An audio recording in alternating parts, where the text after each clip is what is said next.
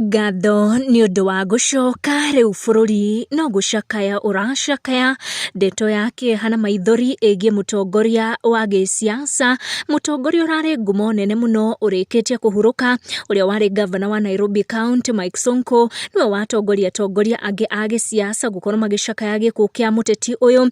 Kenyans oroho mũthenya ũmũthĩ maroretie maitho mao magoti-inĩ kuona ũrĩa magoti magũtua harĩ cira ũyũ wa deputy president Mũhagũre Rigathi wa Gachagua.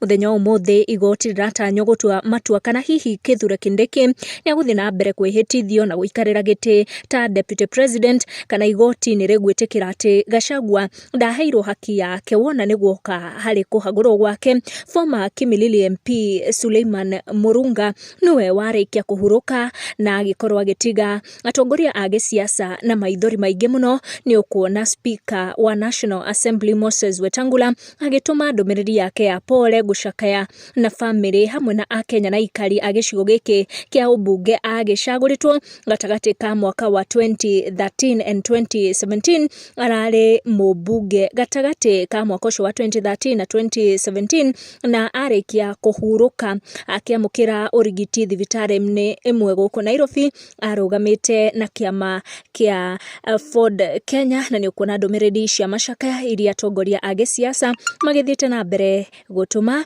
makiuga nĩ pole arokwĩhurũka ũhoro. Tucemanie na wa next one.